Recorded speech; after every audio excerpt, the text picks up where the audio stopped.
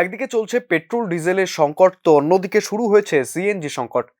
সকাল থেকে লাইন দিয়েও গ্যাস না পেয়ে সোমবার শহরতলির ড্রপগেট এলাকায় পথ অবরোধ করেন স্থানীয় অটো চালকরা।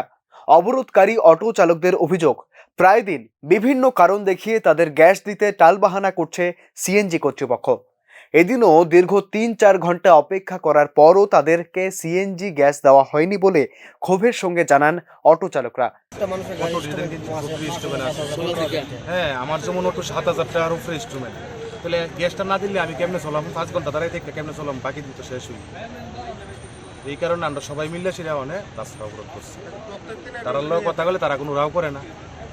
সবাই যেমন কথা কইছে কারেন্ট নাই, ভিতরে যায় দিই কারেন্ট আছে। তারা যেন এটি করতেছে, এটি তো আমরা লোকে ইটা কমু কর না।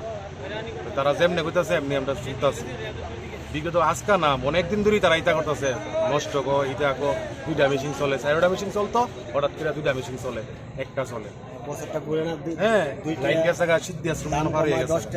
আমরা দাঁড়াই রয়েছি সবাই মিললে, এই লিগে আমরা অবরোধ করছি। কটার থেকে দাঁড়াইছে? সকাল থেকে 5টার থেকে। প্রত্যেক দিনই ইটা করতেছে। কোনোদিন বাদ নাই,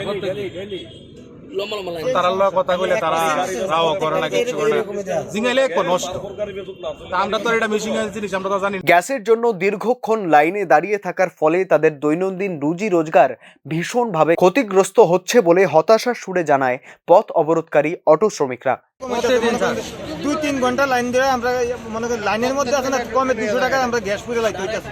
কিন্তু আমরা বেড়ি বেচে লই, আমরা কিভাবে চললাম, কিভাবে খামু? আমরা যদি এইভাবে যদি 4 ঘন্টা 5 ঘন্টা যদি লাইন ধরে থাকতে হয়, তাহলে আমরা কিভাবে চলুম?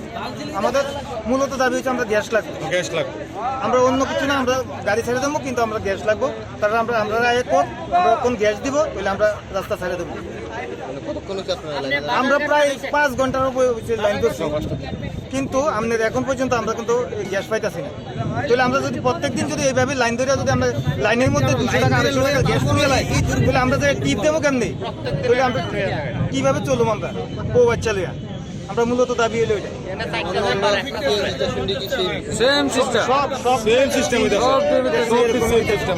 পথ অবরোধের খবর পেয়ে ছুটে আসে পুলিশ।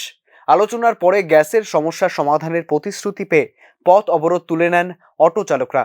উল্লেখ্য, মিলন চক্র এলাকা সংলগ্ন এই সিএনজি স্টেশনের টালবাহানা নিয়ে এর আগেও একাধিকবার হয়েছে ক্ষোভ বিক্ষোভ। তবে পরিষেবার মানের যে বিশেষ উন্নতি হয়নি, এদিনের পথ অবরোধ তার স্পষ্ট প্রমাণ।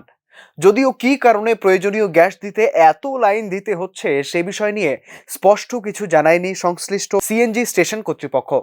Bureau report, news now.